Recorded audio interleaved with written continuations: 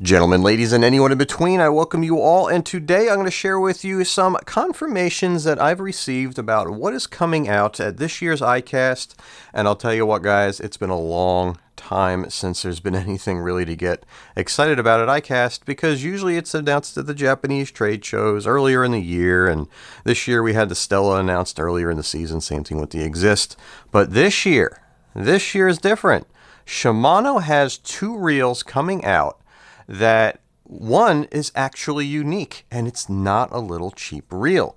It is, in fact, a 2018 version of the Metanium DC that will be released at Icast for the US market. In addition to that, in the European market already, they have a Curado DC. In 2018 Icast, they will be debuting the US market Curado DC.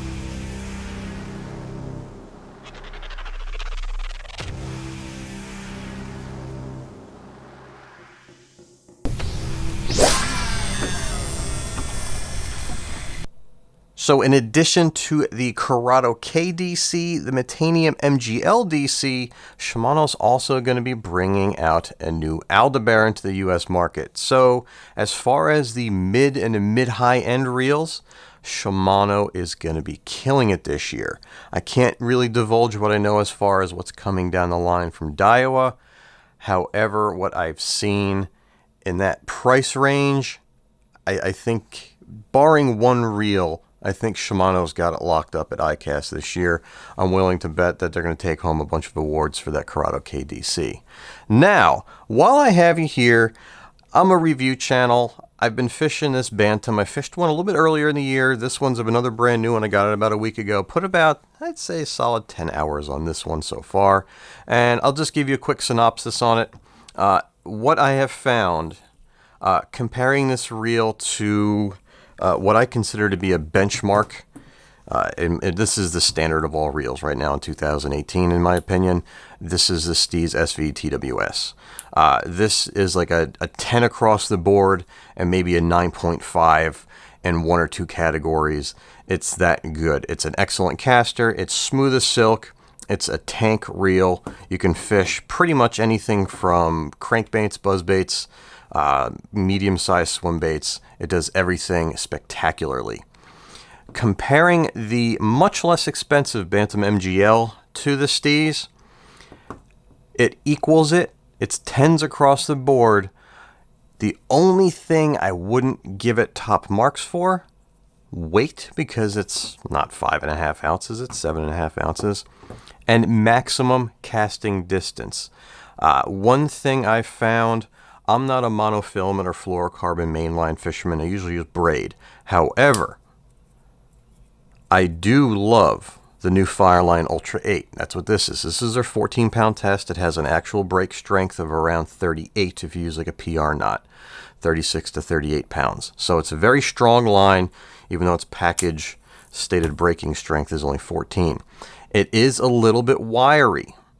And what I found going from 14 to, say, 6-pound test Fireline Ultra 8, there is a huge difference in the casting to performance. With the wiry lines, which you'll also experience if you fish like a 12 or a 14-pound fluorocarbon, which is what most guys are throwing, maximum distance is kind of limited. You can actually kind of hear it when you cast it. You hear it coming out because the guide, the level wind, it's been mentioned before, and it's literally the first thing. When I look at a reel, I look at, ooh, it's pretty, it's cool, it's got a nice, ergonomic form, and I look at the position of the level wind. If you saw my review of the Tranx versus the Alexa versus the Revo Toro Beast versus the Komodo, where I compared all the large low-profile reels, one of the most important aspects is the positioning of the level wind, because as a surf caster, a lot of times we use reels that don't have level winds because that's the true way to get maximum casting performance, because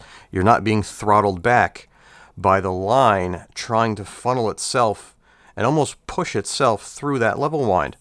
And even though it has that flare where it's tapered, it's narrow at the front and wider at the back like a traffic cone, you can still feel it coming off the spool when, if it's not perfectly centered, which 99% of the time you're off to the right, or in my case, for whatever reason, I always find that when I look at the level wind when I start my retrieve, it's all the way on the left.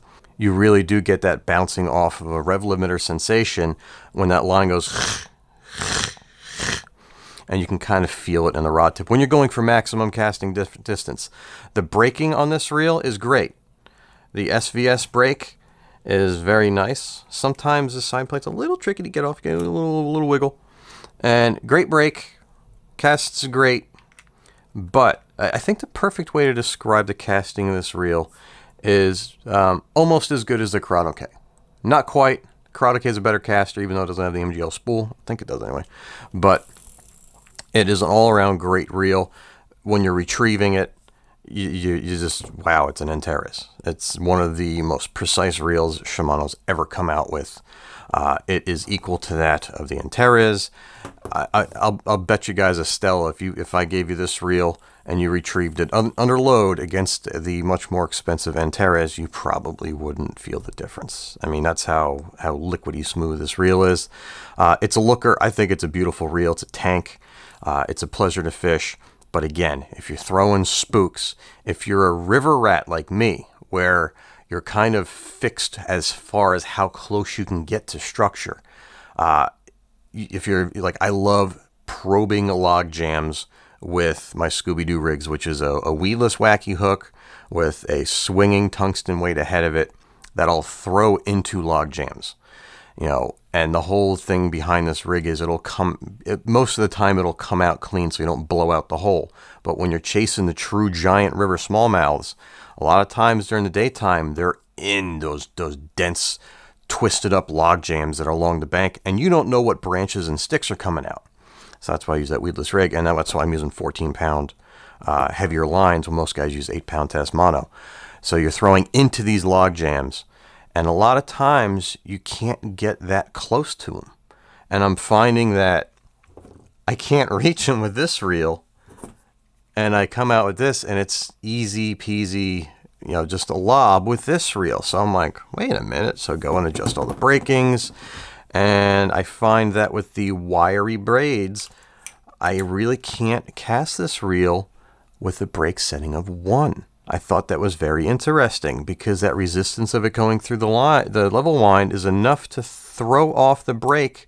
And I'm not trying to make myself sound like I'm anything special, but I'm a pretty experienced caster. And I was overrunning this reel fairly consistently with that brake setting with 1 brake on. And I would have to put it on 2. Like this is with it at 1. I would have to go to 2. And I would have the brake dial set probably at 3 or 4 from throwing like a 5-inch stick bait on that Scooby-Doo wacky rigged. Some other more aerodynamic presentations cast it better. I can go down to like 2 and almost get it down to 1 on like a rattle trap style bait. But I just figured I'd throw that out there. It's literally 10s across the board, with the only exception being that it's heavier. But you have 6.5 ounces in the Metanium DC, similar to the MGL. You have, what is it, 7.5, 7.6 brass gear versus the aluminum gear in this. And I've gone through the aluminum gears. I've worn these out. Early on when I first got these reels, I pulled out a snag. That was it. That did the gear in. This has brass. And I've since upgraded every Metanium DC that I've owned to aluminum gears. What a difference that makes. Upgrading, that was eye-opening to me. I'd never done that transfer or upgrade, so to speak, in the past. And I've heard guys say it makes a difference. And, I'm a tinkerer, I'm a tuner, but I've never done that. It literally transforms this reel from a very smooth reel, but you kind of feel the meshing of the gears. I don't want to say you don't feel the meshing of the gears. It has a different feel to it. But when you go to brass, it's an Antares. It really does transform the reel at a penalty to weight. So I'm willing to bet if you put an aluminum main gear in this reel, you'd be down to almost the same weight as this, even though it's using an aluminum frame versus the magnesium, and it's whatever. So I wanted to point that out. And on top of that, since I have you here, oh, and besides that little giving it an 8 or a 9 for weight, the casting performance, I'd give it a solid 6.5 or 7. If you're fishing jigs, if you're fishing spinner baits, if you're pitching and flipping heavy cover, it's a 10. If you're throwing crankbaits, rattle traps, targeting distant cover and structure, that's where you kind of lose out with this reel. It does everything else best of the best in the top 3 ever made by Shimano, except for those 2 little penalties. The weight, but again, 7.5 ounces, you're looking back 2 years or 5 years. I mean, 7.5 ounces was a $500 reel. You know what I mean? So, yeah, it gets an 8 for the weight, but the casting, if you need distance, gotta really hit it hard. And bearing upgrades and all that kind of crap is going to make a difference. So that's my experiences thus far on this reel. I'll do a teardown and a full review upcoming shortly on this. And again, since I have you here, I've put enough time on this reel now to do a full teardown and review. And all things being said, it's not a bad reel. This is my first time owning a 13 fishing bait casting reel. I'm not a big fan of their products that I've had in the past. Their spinning reel, I honestly think this is my first 13 fishing product. I honestly think they put this overly heavy handle, which is just a cast metal. It weighs twice as much as the handle that you'll get on the new Daiwa LT reels. It literally doubles the weight. I think that's because they want people to pick it up in the store and spin the handle forever and has the momentum to carry it around. So that's kind of how I've always looked at them. They're more marketing and fancy paint jobs than anything. But this thing, not a bad reel. Not a very good $200 reel. When you have the Curado K, that's $180. When you have the new Tatula, sorry, not the new for 2018 Icast Tatula. Oops, I shouldn't have said that. It's not the new Tatula or any of the iterations of the Tatulas as far as refinement and performance all in. It's close. It really, it's a good reel. It lacks refinement. You'll see when I do the full teardown where every single one of those NCB or whatever they are, those zero concept bushings, has a tolerance that you can actually see on camera. You see that wiggle back and forth on the spool shaft? Every single thing in this reel that's supported by a bushing, let me grab my tweezers, make it easier to see. Every single thing in this reel that's supported by that bushing has that axial play. I think it's axial play. Whether it be the handle knobs, the in and out, that's standard. I'm not going to deduct any points for that, but has that wiggle. And there are knobs out there that do that, mostly the ones with bushings, but everything in this reel, both side plate bushings, whether it be the non-handle side plate or the handle side plate spool bushing, has that tolerance. The bushing that supports the pinion gear below the spool tension adjustment knob has that same tolerance. The bushing that supports the base of the handle shaft has that, like in the frame, that bastard bearing, as I always call it, because in a saltwater reel, that's where the saltwater always settles, gets into that bearing. That has that same tolerance. And I even did some experimentation by taking the ball bearings from a Quantum Accurist PT, which is pretty much fit every spot that I needed it to. And it made it a better reel. It made it a more refined reel. There's a little bit of handle lean here, which I pointed out in that casting video that I put out when this reel first came out. It's a good reel. We're going to go deep into it, how it doesn't live up to the marketing hype, but as a fishing reel, it's a good fishing reel, where the only thing that I can really find wrong with it is that it's $200, not $130 or $140 or $150, which I think when you compare it to what else is out there, it shouldn't be at a $200 price point. And that's my opinion. You guys can disagree with me on that, and I don't care. That's your prerogative. You can disagree with me all you want, and I won't disagree with you because it's my opinion. You may have a different opinion. And you can see there's a little bit of corrosion on the screw head here. I've already been inside this reel, and there's lots of, I don't want to say that's corrosion, that's like oxidization, salt buildup, and that can be found at the base of the handle support shaft right above that bastard bearing.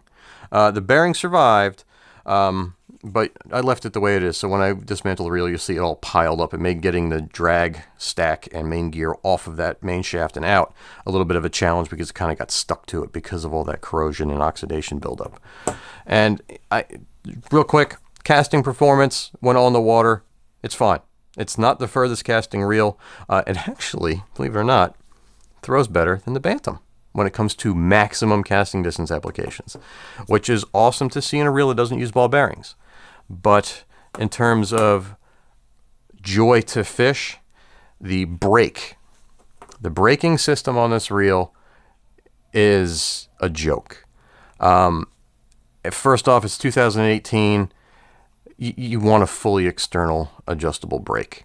I won't recommend a reel over another one unless the one that has the externally adjustable brake is really just a turd. You want on-the-fly braking, because braking means you turn the dial up to increase braking, you decrease distance. You turn the dial down, you get more distance, less control. A lot of applications, unless you're just pitching jigs and spinnerbaits and stuff like that, you really do want to dial in on the fly because you can get 10 feet by turning the dial a click or two. You can't do that with this reel. In addition to that, certain lures that aren't very aerodynamic, like they'll come out hot, but midway throughout the flight of the lure, it may not cast as dart-like, and it might flutter, get a little sideways, and all of a sudden you're overrunning the reel. A lot of other braking systems kind of keep up better. This one doesn't. And I don't know if it's because of the floatiness of the spool and those poor tolerances between the bushing and the spool shaft that throw off the brake. Like as the spool's floating around, bouncing around in that tolerance, which is, I understand you can't have it 100% in locked. You need some kind of gap, but does it throw off the braking performance when it's kind of floating and favoring one side? You know, throwing a reel that has no ball bearings like this old Jigmaster, it casts smooth as silk. This one kind of doesn't. So with that being said, in the very near future, I will be going over in full detail, covering everything that is the 13 Fishing Concept Z in an effort to find out and let you guys know my opinion so you can determine whether or not the juice is worth the squeeze. And it's with that being said, I really thank you guys for joining me. I thank you guys for the time that you spent here. And until next time, guys, I hope you enjoyed this, and tight lines, and I'll see you soon.